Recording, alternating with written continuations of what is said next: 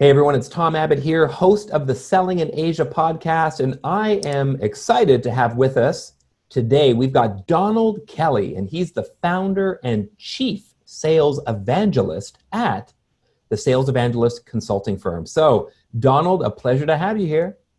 Hey, Tom, thank you so much for having me. I'm excited. I'm looking forward to this. I'm just like jumping and chopping at my bits here, man, because I know you came on our podcast and everyone loves you. So I want to repay the favor, give something back to your community. But thank you again for including me. My pleasure, and thank you for paying it forward, Donald. This is great. You know, we can riff off each other. I had a great time on your podcast, and I was like, we need to get Donald on the Selling in Asia podcast. So look, let's get right out of the blocks, right out of the gates. Let's do it. Let's talk about mindset, because this is an important thing. I think before we start talking about, the aptitude that people need to sell, we need to talk about the attitude. So what are your thoughts on sales reps' mindset these days and beyond? Dude, it is everything. Because we think we talked about it on your show. We finished watching Jordan's Last Dance recently. And one of the things that I saw in Michael Jordan's Last Dance is just the way that he thought. His skill set was by far the best, but it wasn't his skill set became the best because of the way that he thought. And what I'm interacting with sales reps and I'm seeing them, I find a lot of sales rep now, they've just been like, I feel like it's kids who have been slapped on the hand one too many times. So now they're afraid to go and ask for anything. And the premise now is like, well, I want to go reach out to people. Nobody's going to answer their phone. Nobody's going to do this. And if you believe that, that's so true. It's not going to happen. I think Henry Ford said it, where if you believe you can, if you believe you can't, then you're right. And right now, for instance, I know certain industries are still thriving, still succeeding, still doing pretty darn well. And that doesn't necessarily mean that if it's both sales reps who are in those industries right now who are doing well, it's not that one sales rep all of a sudden had magic and the other one didn't. The other one just believed that he or she could do it. And then she went out and did it and took action. And I feel that many of us, we need to frame the mindset. We cannot go back into the new normal with the old COVID, timid, bad mindset. Like it's just oxymoron. It doesn't work. And it will not be conducive to anyone's success at all. So the first thing that a sales rep needs to do is, one, believe. I used to always say desire is the most important thing, but believe. Believe is your set of attitudes. It's the way that your attitude, your outlook on life, your outlook on the world, your understanding, your concept. So if you have a belief that you're going to succeed, if you have a belief that you're going to get in touch with prospects, if you have a belief that people want or need what you have, it's going to translate into your action. So you are going to make those phone calls, and you are going to use LinkedIn. You are going to send those videos. You are going to be creative. And you more than likely are going to get the opportunities over someone who does not believe or have that mindset. So you have to change the crap in your head. And especially right now in COVID too. We're on this podcast and we both look pretty decent. One of the things I'm telling sales reps, what are you talking about? I learn from the best. Oh, thank you, man. Thank you. One of the things that I'm learning, we both got our sweaters and cardigans on, so we're looking sharp. We're looking good. I do, man. But one of the things that I've learned is that in the pandemic environment, what sales reps are doing that's harming them, and you might say, well, Donna, that's no big deal, is that they're getting up in the morning, rolling out of bed, and then they're just putting on their, a t-shirt and then making the calls or sending the emails or send emails. You just think about that for a second. If you understand the way that someone thinks and the way that brain operates in neuroscience, is that you're going to go into this with a sluggish, energy-less, a depressing mindset. I encourage sales reps that they get up each morning, they take a shower or do a workout, take a shower, listen to a podcast, listen to a book or something. The same things you would do on a regular day. Your brain doesn't know any different that it's a regular day versus a non-regular day. Your brain is going to then propel you to act based on that belief that you already have. So imagine if a sales rep get up in the morning and she does a quick workout, does 30 minutes, and then she listens to her podcast. She gets pumped up. She has her spiritual or whatever things that she does, and she's spending an hour doing all of this stuff. And she takes a shower, gets her breakfast, eats something, and then hits the phones or hits the LinkedIn or hits the email or starts working. She's going to operate at a much more confident level than the sluggish sales rep sitting around in his, Fruit of the Looms drawers. There's a huge difference. And that's where the power of mindset comes in. The last episode with Jordan Last Dance is the thing that he shared, and what everyone shared, the thing that separated MJ from everybody else was the way that he thought. He never focused on missing the shot, even though there's a high chance or potential that he could miss the shot. He said, why would I focus on missing? I focus on making the shot. Don't focus on people not answering, people not replying, people not using LinkedIn, people not buying. Who cares about that? Focus on the ones that are going to happen. There is a percentage, there is a group, and have the belief that they're there. I'm not sure if this is making any sense there. 100%, man. And there's so many things there that you mentioned that we could just like unpack and pull out, which I think is awesome. No, for real, right? So to me, it's like, one thing that I just noted was you talked about the distinction between belief and desire. Yeah. Right? And we need to have this desire, this hunger, this like, I want. That's desire. But then belief, what I'm hearing you say, Donald, belief is a whole other level. It's like you can want it all you want, but do you believe that you can have it? Yes. Do you believe that you're worth it?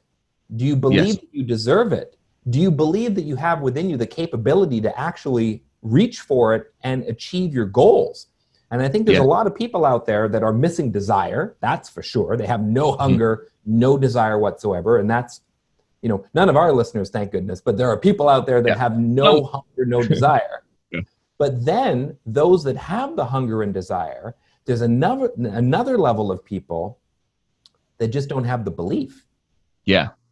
They think, you know what, being top of the food chain, I'm not destined for that, And I'll be honest with you, when I first got started in business, working in jobs, I had this threshold of what I believed I could earn. Yes. Because that's what I always earned. So I remember when I was, in my 20s, before I even started my business, I'm in my 20s and I'm working at these, head office jobs at, the Future Shop and Le Chateau and General Paint. So I always had these jobs where I was in inventory control, accounts receivable, accounts payable, credit analyst. And I was always making about $3,000 a month, always. Yeah. So my mindset was like, I'm a $36,000 a year guy. That's my thing. So I'm going to apply for jobs within that pay grade. Yes. And it took me forever. When I first started my business, I was like, okay, look, my goal now is, can I at least replace that income? Yeah. Then I did that. And then I'm like, wait a minute. And I started seeing some other people out there who, quite frankly, I thought I was a little bit better than, making and charging a lot more. And I said, hold on now. I think I need to kind of up my belief about what's possible. Yes. And then it's like, it was like gangbusters. You know what I'm saying? It was like a whole other level. So now, you reach a certain level of belief, and now it's almost like a chicken and egg, You have to believe it, and then it happens. And then when it happens, you have more belief that more can happen. Yeah, because that belief turns into knowledge, right? Like you know now that I am worth at least $50,000 a year. And then now you have to it's a continual process. We all do it. So it's, and some of us do this. We do have certain capabilities to frame our mindset. And I'll give you a fundamental level. When we get out of this, which we will, I'm going to eventually plan there's so many negatives in that. I'm going to plan my trip to the East, to you guys. In that, we can do a live in-person Selling in Asia podcast. Is that what you're saying? Dude, that'll be awesome. All right. We have a desire. My wife and I is on our list of going to Far East, and our son was recently born, so we took a back seat on any travel. So that's one of the things that we have. So it's going to happen. All right. It will happen. Because now that you've said it, Donald. Okay, now that you've said it, we got thousands of people that have heard you say it. Number one. There you go. Okay, I've heard you say it, and I'm the kind of guy that once you've said it, I'm also going to try to help you make that happen, bro. Boom. I'm going to hold you accountable. We're going to make it work. So it's going to happen. And I'm going to come and visit you in Florida. There you go. See, that's how it works. I was there a couple years ago for a convention. I love it. Where was I? I was in Orlando. It's about 2 hours north of me. So we would have definitely hung out. All right, man. We're going to do this. So this is what you're talking about, Donald. Yeah. Like so in that vein, when we're talking about a travel situation or we're planning a trip, we all visualize what we're going to have happen. For me, I'll probably go to, if that's the case, I'll probably fly to LA, and then from LA take a flight from there, and then go to wherever Straight we're to going. Singapore, man. Yeah, yeah. Where? Singapore. That's how you Singapore. do it. You go straight to Singapore. There you go. Yeah, yeah. And but you visualize this because you plan it out and you visualize it, and then all of a sudden happen. And I'm going to see myself eating unique foods that I probably never eaten before, and I'm going to see myself going to different sites because I'm going to look it up, and I'm going to see the best places to go in Singapore, and the best places around, to go. Man. And all. So with all of this, I'm going to have this. I visualize it before it happens. And if that's the case with planning, it's the same idea with selling. It's the same idea because even though I've never been there, I have the desire first, and then desire propels me to believe. Beliefs propels me to act, and I envision it while I'm believing it, and then that envision becomes an action, and then now I know Singapore, right? And it's the same exact belief. It's the same exact thing when it comes towards selling. Same thing when it comes towards running a business. It's the same thing when it comes towards being a great husband or a great wife. You have to visualize it. You have to have the desire. You have to have the belief, and then that belief will turn into knowledge. And then you start going. You have to keep going. And the moment you stop, those veteran sales reps who realize that they hit a ceiling, they can't go any further than that. That's BS. And it's because of the fact that they stopped propelling, they stopped advancing, they stopped believing because now they're comfortable, and being comfortable is a very dangerous place. So true. I think that comfort, that complacency, right? So we'll use another couple of C words. So there's comfort, there's complacency. I also talk about this confidence, competence continuum. Oh my God. How many C's can we put in here, right? But there's this confidence, competence continuum, this infinite loop, this spiral that happens, right? So when you have confidence, you take action and you do things. Because you got the belief, you try it. But then what happens is when you actually try these things, when you do them, you start getting better at them, and you get competent, you get good at things, right? So you've got to have, it's just like when you learn how to ride a bike. If you don't have any confidence that you're not going to kill yourself, you'll never get on the bike. Yeah. Well, if you have this confidence, and who knows where it first comes from, but if you have this confidence, this belief, this courage, you hop on the bike and you try. Then guess what happens? You start trying and you get competent because now you're good at it. Yes. And then as your competence level increases, now you become more confident, you try some more crazy stuff, right? So it's just this infinite loop. So I love that. I love that, man. So that's very cool. So look, so we've talked about mindset and belief and the distinction between that and desire. Aside from mindset, what would you say is a sales rep's biggest challenge? Right now or just in general? Let's look at now, but if you can frame now within a broader context, because you and me both know this is just a temporary situation. Sure. And anything that we need to, so anyway, I'll leave it to you, but it's like, what's the biggest challenge reps are facing now and possibly in the future? Yeah. So I would share from my experience working with sales teams and coaching sales reps, two things. The first one I would say, and I know you asked for one, the first thing that I would share is their inability to be able to get enough people to speak with. Because you've seen it, and I've seen it as well, especially with if folks who are BDRs or some sales reps work in companies where they're doing the whole gamut, where they're the sales rep, the cook, the bottle washer, and taking care of the whole process. And even the AEs who still have to prospect because they get fed by an internal system by BDRs, but they still have to develop their own business. The biggest thing that I share is that they do not put enough in the top of the funnel. It's this continual running back to that part of the game. Like they'll work that deal and take it down to the pipeline and hold on to that like the only thing in the entire world, which I'm not saying you don't give good, close relationship and personalized relationship to those that you're working with, but you have to set time, dedicated time to finding new business. And I do not understand why we don't do that often enough.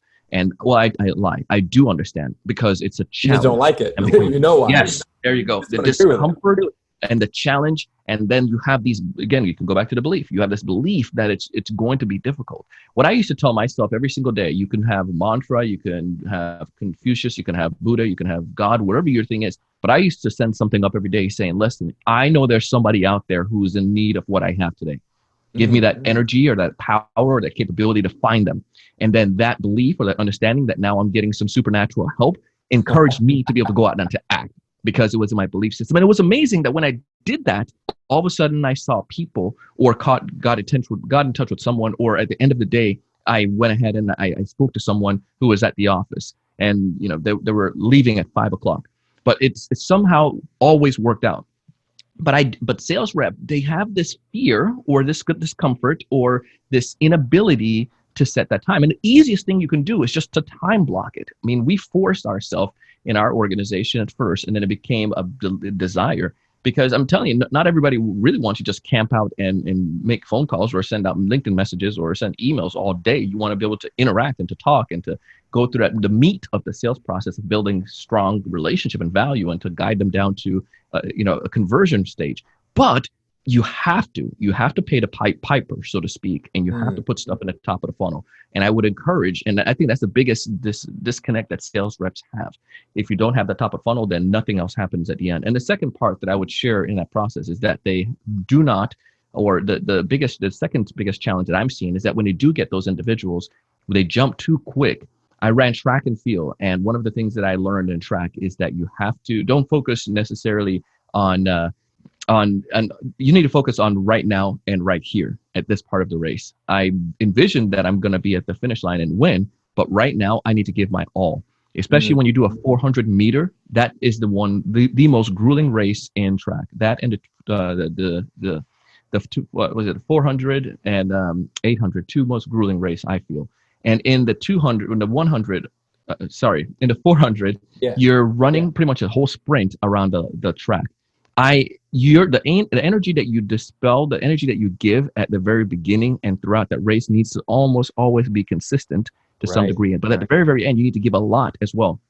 And when it comes towards this in the sales process, I feel that sometimes sales reps, they always just want to focus on that trophy at the end, and they skip steps in that process and don't give it their all in the discovery, and don't give it their all in that demo, and don't give it their all in the getting the right people in the process. So I would say that I believe in what we teach in our organization, the close starts or happens at the discovery stage. If someone, like, you point me to a good sales rep, and I can point out to you, he or she, if that person is, what the probability of that person is going to have of converting that prospect, if they have a strong discovery. If that discovery is weak, it's more than likely going to be a detriment in later on, because they skip step, and you cannot skip steps in the process. It's like baking a cake too. You might say, well, I'm just going to put the butter in when I feel like it. Good luck.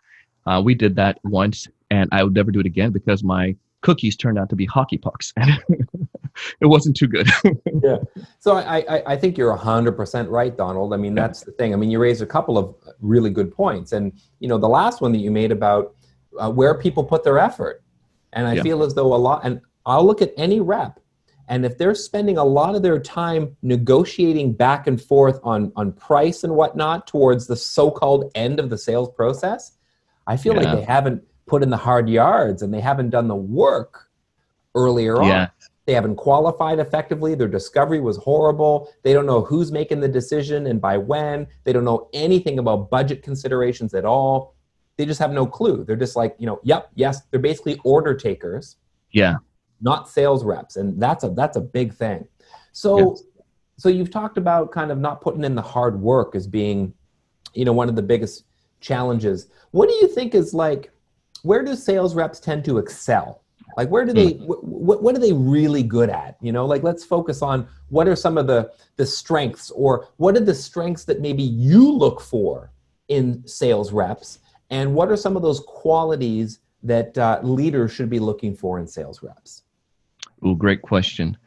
One of the things that I feel sellers of all levels have, and they should, and it's a great quality, is their ability to obviously the good thing. Let me just look at all the way across, because we just point out some of the challenges. But the good thing I feel that most sales rep have is a stamina, in the sense that they are willing to do this job in the first place, because this job is a grueling job. This job it's one of the most challenging jobs in any organization. And to be able to come in and to do that job, that's the fact that you're here already showing up. That's fantastic. And I commend you for doing it. The second thing that I would share that sales reps they do really good job at, a lot of them have a great way of communicating with people, at least having a conversation. I think where it comes back to what we're saying, the challenge is that they don't know oftentimes what to say and how to articulate those particulars about building enough value. And then they want to get templates, they want to get ideas, they want to get coached from people like you or folks like me. And I think that part is really good for them. And this excitement of going for the win. The greatest sales reps, I feel, they don't fight for the money, they fight for a win. They're just super competitive individuals. And I think that's one of those qualities that makes, and I'm not necessarily competitive against other people oftentimes, but competitive against themselves. They always want to beat their yesterday. So like, I love my track and field example. Track and field is one of those sports where you beat the clock, and that's really yourself, right? If I focus on beating Tom too much, then I'll find myself an issue. Let's say, Tom, my knees are shot, bro. You'll beat me, no problem. I got bum knees years of tennis, man. You've got this. You've got this. We're running a race, and you're right behind me. If the moment I take my turn around to look at you, I am becoming less aerodynamic, and I am defeating myself. But if I focus straight ahead and focus on the clock, and if I focus on the time, that yesterday I got 100, I got 10.5. Let's see if I can get 10.2 today. That's what I need to compete against. And I feel that's one of those areas that can help. But the sales reps who are competitive, the ultra competitive, that want to compete against themselves, they beat their yesterday, those are the ones I look for. So belief is my very, very first thing. I find out what's the sales rep believes. I find out what some of the things that they've accomplished, how they've gone about doing that, to try to help to decipher that idea. Because if somebody can't believe or willing to believe, then I can't help them. There's absolutely no way you can. If they believe they're doomed to fail, then you're never going to succeed. So I want to find somebody that has a belief, but I also want to find somebody that's also competitive against themselves, and also there's healthy competition amongst a team, but show that they've done some things that challenge their norm, or challenge their way of thinking, or the way of performance.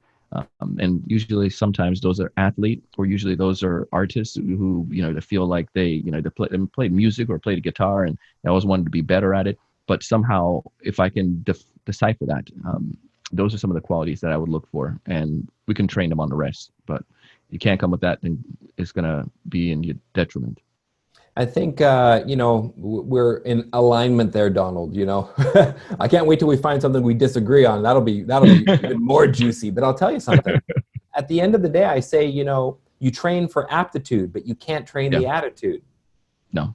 It's just the reality, right? I mean, if you've got someone that's got all these skills, but they don't have this willingness to learn, right? They don't have this mindset, this growth mindset that they're open to learning something different. I can't work with that person.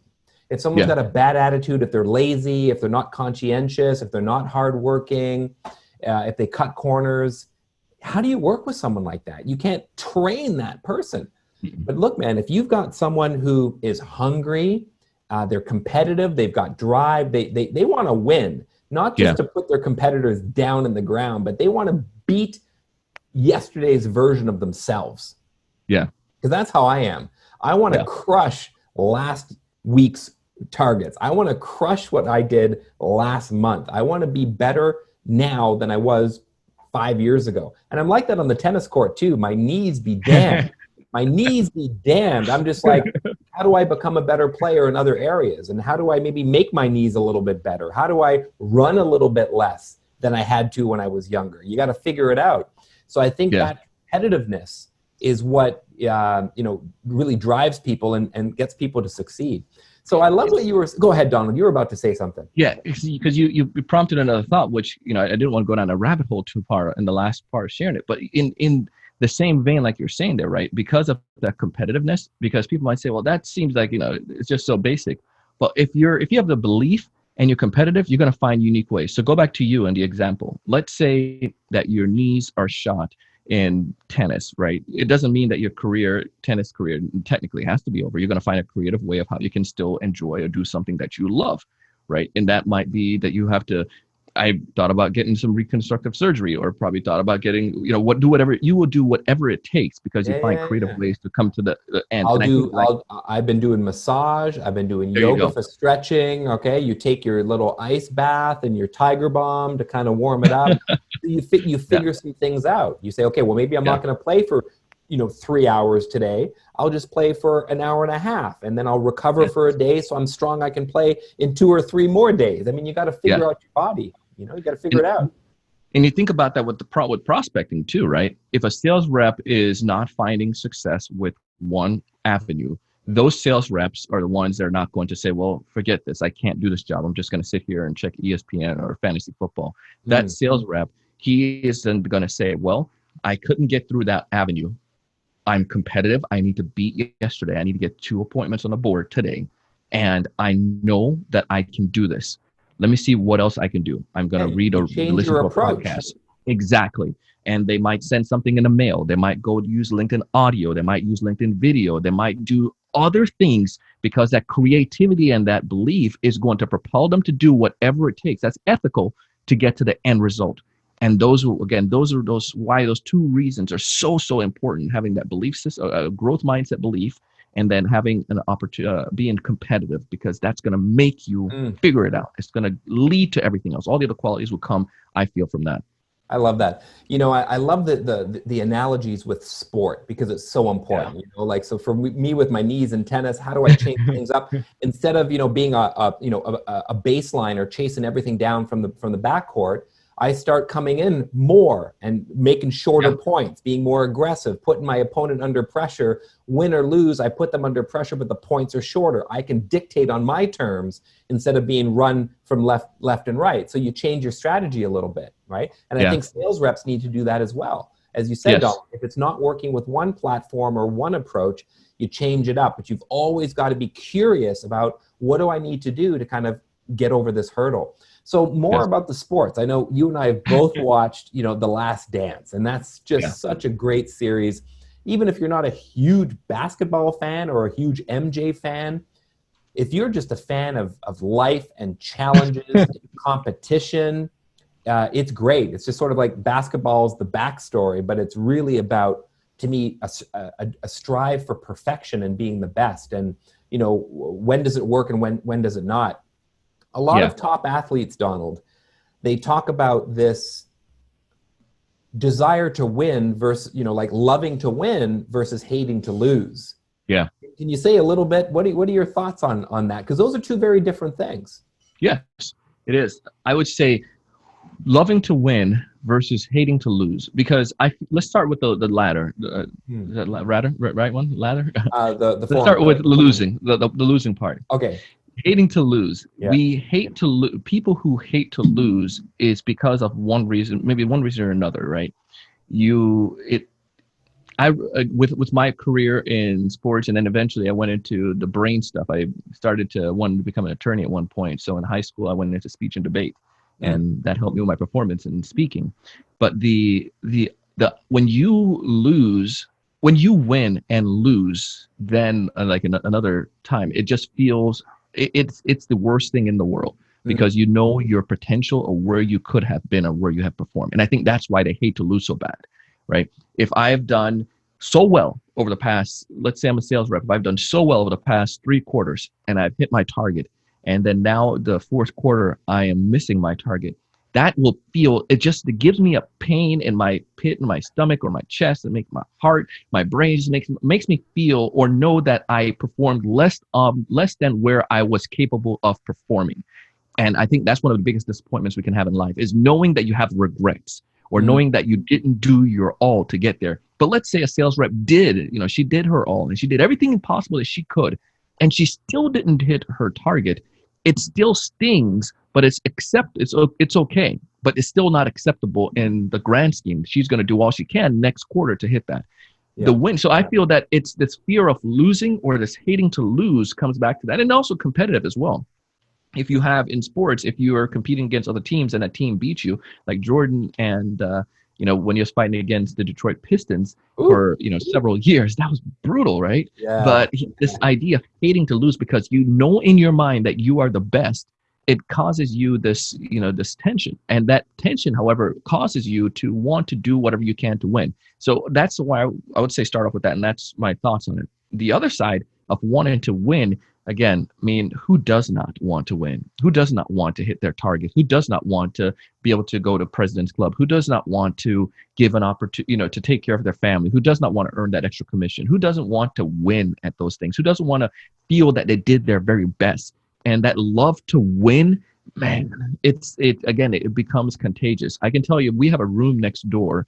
My son took it over now, but it was we had a bunch of trophies in there, and his closet now has this big box with all Dash trophies. And until we move to our next place, we'll have my little shrine in the basement or somewhere. But all the trophies, I just started collecting them, and especially in Toastmaster, I became an award-winning speaker with that, and then I spoke at national level, and all these things because I became super competitive and addicted to the win, that I wanted to get the next thing, and I wanted to do all I could, and I did not want again to relent on my capabilities, because I knew where I was, and then the expectation of my wife, expectation of other people around me, because they knew that I could perform in that moment. And go back to sales again, same idea. When you're on a team at times and you need to hit your team quota, and your team is believing in you, they know you're like, Tom is always going to hit his numbers as well. We can count on Tom to help carry the team as well. It gives you this again, this I tell my energy. team I'm the Michael Jordan of sales, man.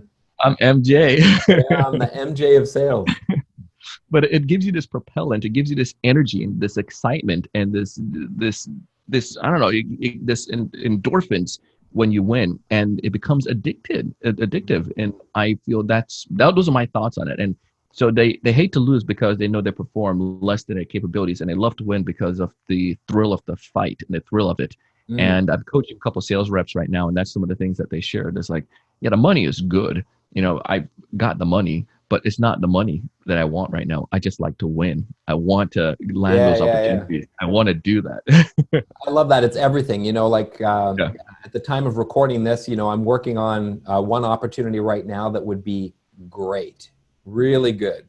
Nice payout, really great event. So I'm putting all guns blazing, man. I really want this. And I want this for a few reasons.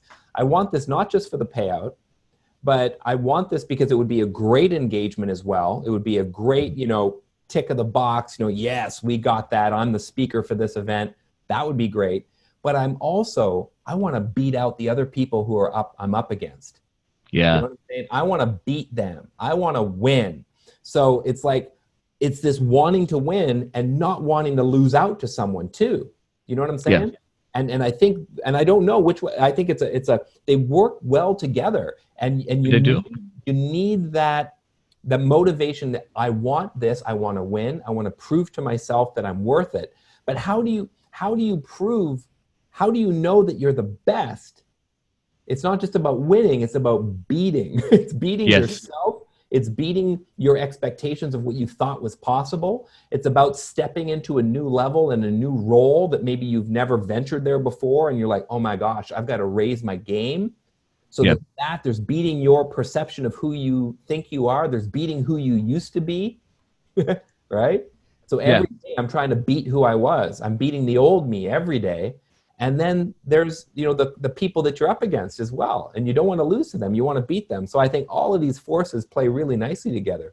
You look at Michael Jordan, and it's like, and all the top guys, Roger Federer. I mean, I'm a huge tennis fan. So Federer and Nadal, man, these guys, they don't just want to win the titles. They want to win the titles beating the best. Yeah. They want to beat the best. And I want to beat the best at their best. Yes. I don't want to win this from a walkover, like, man, you came up limp, you had an injury. If you're in box, I want to knock you out. I want you at your prime, at your peak, like I'm you want to knock out Mike Tyson in his prime. Probably wanted Tyson in his peak, you know what I mean? Yeah. And you're 100% right with that. And I think there's this is where it goes back to the idea of wit, whatever it takes, right? I've come to understand this in my realm, because when it comes to wit, whatever it takes, doing whatever it takes, I think it takes a sales rep to a whole nother level, because she or he will put the work in. So let me give you an example. If I'm trying to land a large deal and I lose that deal, then the next time I go up to fight against a company or in a competition that's going after that deal, I'm going to study them out. A good sales rep, she's going to study out her competition. She's going to understand. She's going to ask those tough questions of her champion and decision makers. Why, if you guys love this company so much that you currently have, and you're bringing us in to fight against the contender, what's in it for me? Like, this company a sacred cow? Why would you even leave them?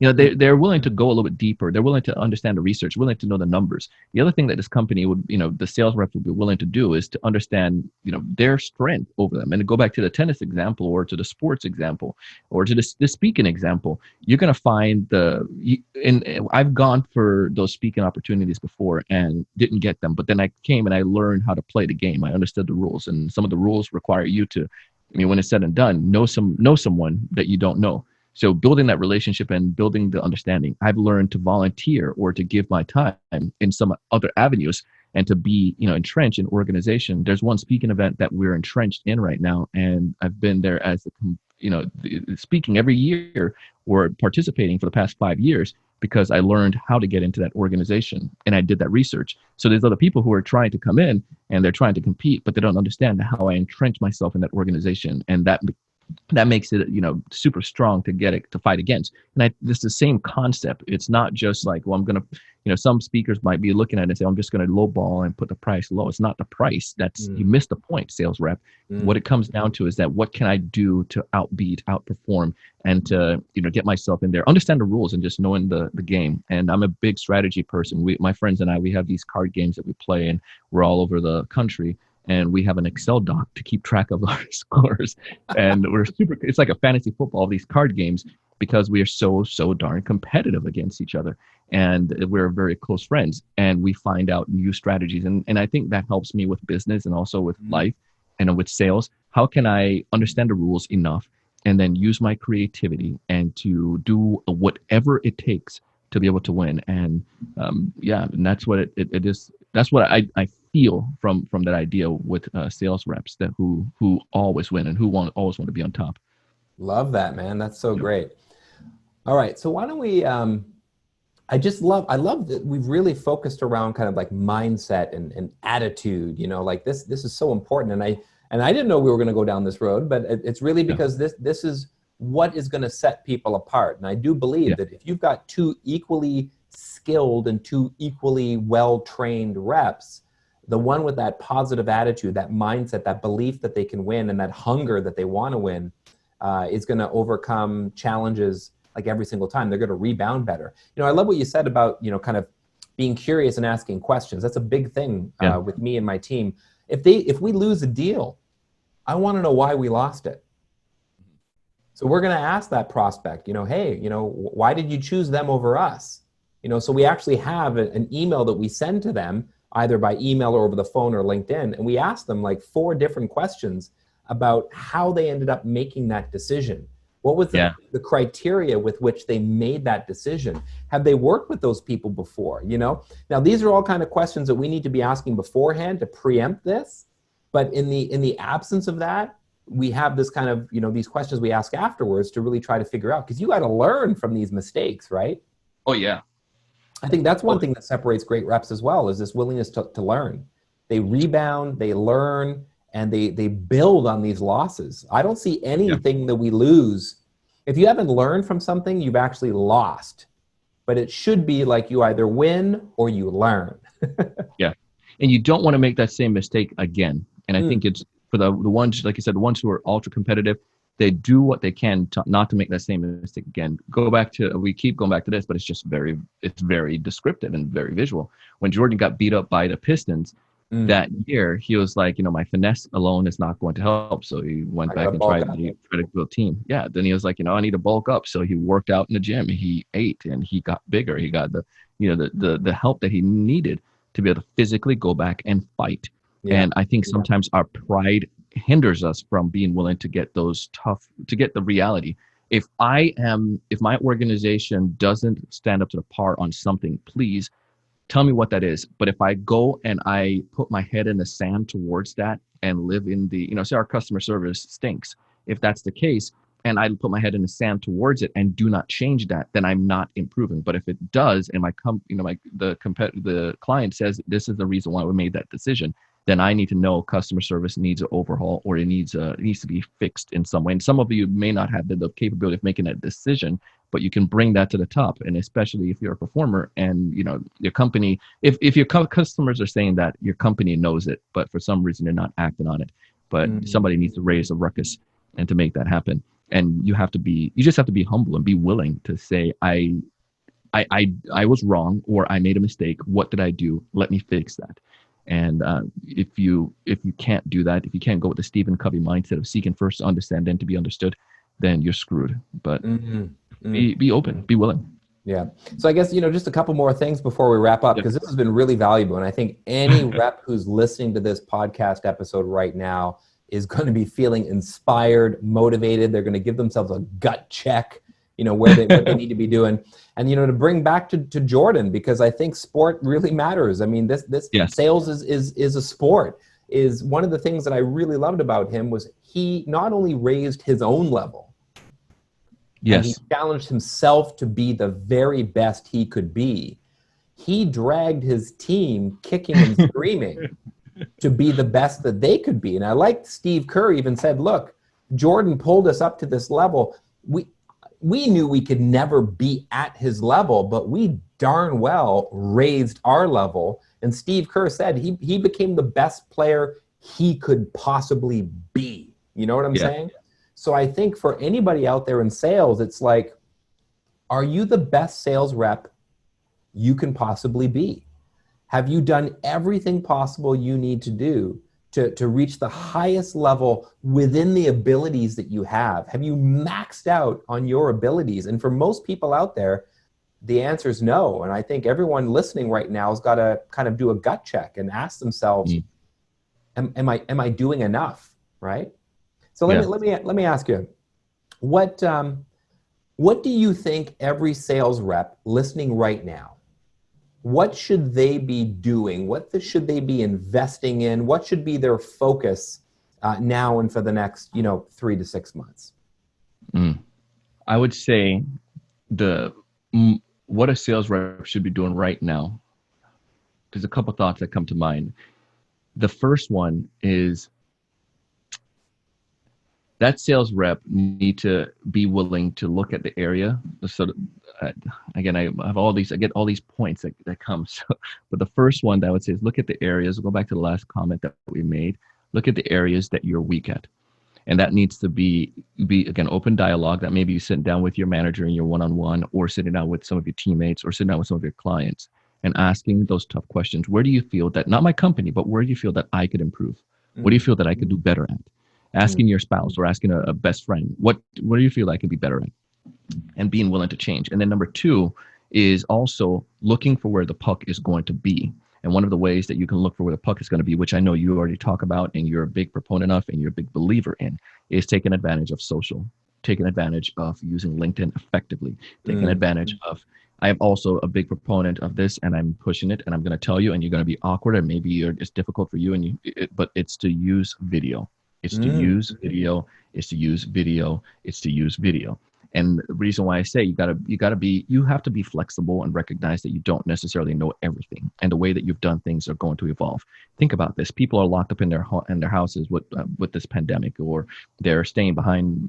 Whenever you're listening to this podcast, but there's something that happens when individual is able to see another human being. There's a humanity level that rises. It's in our nature from caveman days, where we like to connect with other people who are like us, or who, and we recognize people in our industries, or just to connect with other human beings in the first place. So imagine if you were able to send a personalized video, and Joe was to send a text email to a prospect, and that you personalize it towards that individual. You put out their name, you talk about something great that they're doing in their company that you saw, and then you share a challenge that you recognize, and a problem that they have in their organization, a solution that you have opportunity to solve. Who do you think is going to more than likely get through? It's a sales rep who is different, a sales rep who's creative. That sales rep, she also may send a voicemail on LinkedIn after connecting with this particular prospect. And those things are different, but they're also brings a personal level. And then your individual, somebody is able to use more of their senses. When you use when you send a text email, is one sense that's being used, and that's your sight, really. But when you send a video, you're also sending, someone has to use their sense of seeing, their sense of listening, and then also it also have to comprehend your facial expressions. And those things help us to connect with an individual on a different level. So going back to the comment again, to the question, and to my answer to that, one is being able to recognize your own limitings, your places where you're stuck, or places where your friends and family see that you're challenged, and that may be your inability to be flexible. And then two, going to where the puck is, and one of the places where the puck is going, because people are becoming so much more, they crave this human connection, is utilizing video, utilizing audio and social. And you can also see what the puck is going to be when you have platforms like LinkedIn on their app creating those measures with video and audio. I mean, when you have tools like BombBomb and you have tools like Vidyard popping up left and right, when you have people like you who are doing videos also so much and seeing success with it, it should tell you something, that this is where the puck is going to go. So being willing to do that, being willing to invest your time in social, and being willing to invest your time in video, I think those are the places I would recommend sales reps to go. When I say puck, for those who are unfamiliar, as a Canadian, you probably recognize that as, hockey. Of course, it's Wayne Gretzky's famous quote, man. I don't skate to where the puck is, I skate to where the puck is going. Amen. If it's in folks in Far East, maybe it's football, right? In soccer, you're not going to go right where the traffic is. Go get open and go where you can get that pass. Where's this ball going to go? And Dennis Rodman too. He always said that. It was funny watching him, but they have some memes about him though. But I didn't realize the science that he followed in his performance, and how, like you said, Jordan raised everyone to their level. Dennis understood when a ball hit certain part of the rim where it was going to go, right. And that's why he was the king of rebounds. You couldn't beat him. Yeah, amazing. That is great advice, Donald. I think that's awesome. Yep. I love everything that you shared here with us today. This is great. Where can people get a hold of you? Where can they reach you? Yeah, great question. The best place you can find me is to go to LinkedIn. Go to LinkedIn and search for Donald C. Kelly. You'll find me there. I'm also on every platform in that same handle, Donald C. Kelly. And then if you want to go to our website and check out our podcast as well, you can go to thesalesevangelist.com. And we have, for those who are in small business, we have a guide called the Small Business Transformation Guide. You can check that out, and you'll get a sense of my belief and why I operate this way and how I operate. So if you're a business owner or you're a sales rep, you can check that out there as well. The Small Business Transformation Guide at thesalesevangelist.com. Hey, Donald, I love it, man. I feel like we're kindred spirits. This has been really great. We are. We could do this for hours, but I think we'll wrap it up here. Thank you so much. We're going to put all of your contact details in the show notes. So thanks again for joining us. And thanks to all of you listeners for spending your time on the Selling in Asia podcast. Take care, everyone. Bye-bye. If you want to take your sales skills to the next level and learn how to master the entire sales process, join SOCO Academy and get certified in SOCO selling. The link is in the notes.